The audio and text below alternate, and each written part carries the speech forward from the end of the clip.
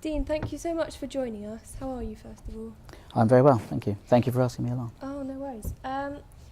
Firstly, how did you start out in the film industry? It was by accident, really. I have always worked with technical video, audio, visual equipment, and I was with a company based in Maidenhead, and was with them for about 3 years, and then decided I wanted to be bigger than that. So, signed with an agency in London to join a bigger AV company. I was then sent along to an interview for a company called AKA Film and Television. But it was quite apparent that the agency had got it wrong, and I was totally the wrong man for the job. I didn't have any of the qualifications that they needed. But because I travelled so far, the chap that interviewed me decided he would interview me anyway, because I travelled so far. From that, he decided that he liked me. I then got asked back for a second interview, which I then got offered the job. Because I didn't have anything else on offer at the time, I decided to take the job. And then once I was in the company and saw what the company did, then I started to develop an interest in the film industry, and from that point I knew where I wanted to be, and that was in movies. What's the favourite part of your job? My favourite part? Well, there are lots really. I get to play with an awful lot of fantastic cool kit, new cameras, if we're doing action movies, tracking vehicles, cranes. So yeah, we play with some pretty cool kit. So the variety of the travel, sometimes good, does get a little bit, my ripe old age now, I'm not so much into the travel as I used to be, but I have been to some very exciting places, and you do, because we're part of a film crew, we get to see parts of locations that you wouldn't see as a tourist. So yeah, the variety travel and the cool kit. Would you ever consider being a cinematographer? That's a good question. I've sort of progressed through from a camera prep technician to documentary camera assistant, clapper loader, focus puller. I did move up a grade to camera operator for a couple of years, but just decided that it wasn't for me and elected not to continue.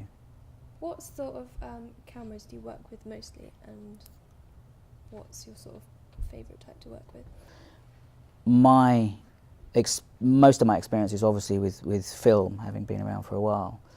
And I've done everything from 8mm, 16mm, 35 to 65, and IMAX. So the new digital cameras are a little harder to work for me, having not being a computer literate person. So, but my actual job as a focus puller is more about the lenses rather than the actual cameras. I know this can be a difficult question, but what has been your best career experience? I've enjoyed working on the variety of shows that I've done, everything from pop videos, documentaries, to movies. Do you think that a lot of the violence and action in the big budget Hollywood films have a negative effect on society? All of the fights are all choreographed and all are supervised by the stunt coordinators. How it has an effect on society, I think there is an awful lot of violence that we are subjected to daily through the news, especially current affairs. And I think it's really down to the individual as to how how they interpret the violence. So, what would your advice be to aspiring focus pullers or camera operators, or people who just want to be in the media industry? The film and media industry right now is a very fluid one. There are so many different levels and angles that you can work in. I think you need to be sort of clear in in which direction you want to go, and once you've established that, get on and do it. And sadly, it's an industry of who you know rather than what you know. Yeah. And so getting yourself out there, putting yourself about, and getting to meet people, I would say, is the best way.